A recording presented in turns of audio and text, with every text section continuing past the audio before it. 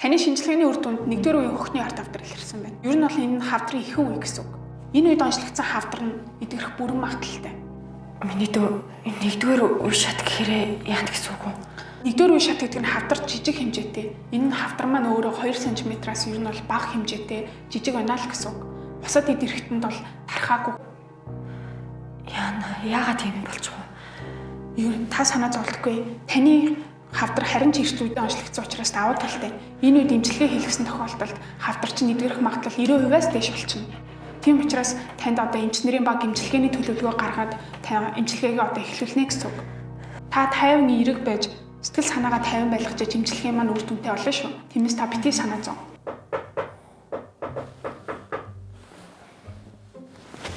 Химбэ. Яасан охин явсан ял гуниглаа л гэж гинөө. Уц шүрмсэж авахгүй таа чи яаж байгаа? Гунигтай байна. Гунигтай байна. Юу гунигтай байна гэж. Та чи өнөвчрөө сүрхий сүгэдэг юм биз дээ. Тэгсэн чи өөртөө яасан хайргүй юм бэ? Аког болохоор гаранд нь өргөс орт төдийд эмнэлэг домлого яваад идэг үсттэй. Тэгсэн чи өөрийгөө бүр хавдар тусах хэмжээний хүртэл явчаад ахт нэг ч үзүүлээг байхдаа яах вэ? Чи намайг ингэх яах вэ?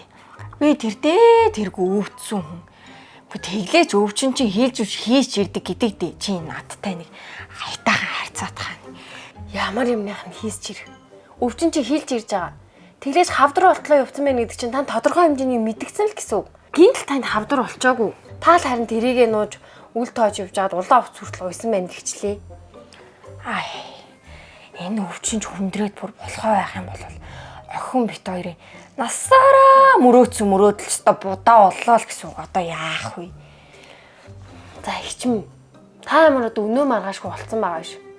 Харин ч эрт илрүүлээд нэгдүгээр үе шатанд нь илрүүлээд эдгэрэх 90% боломжтой гэж штий. За тийм эмчийнхаа тэр бичиж өгсөн эм тангийн сайхан сэрүүлэг тавьж байгаа цаг тухай бүрд нь уугаад хамгийн гол нь амьдралын зөв хэв маяг. Тэгээ дээрэс нь сэтгэл санаа чинь л хамгийн чухал гэж байна. Би сая энэ хүмүүсээс сонслоо. Энэ ч юу даван туулах үе шат гэдэг гэж байна. Тэглээж дасгал хөдөлгөөн хийгээд эрүүл амьдралын хэв маягтай болоод эмчийнхээ хэлснээр бүх юмыг хийгээд ах юм бол наа чи 90-ээс дээш үдэрэх боломжтой. Хөшөө нэр эмч дасгал хөдөлгөөн хий гэсэн штеп. Хийх үү? Харин тийм. Яг болохгүй бол өдөр болгон тань дээр ирээд хоёул хамт дасгал хий. Би одоо таны тэр хөрчин дагаа бүх юмд нь цэвэрлэн гэж бүр зорж ирлээ.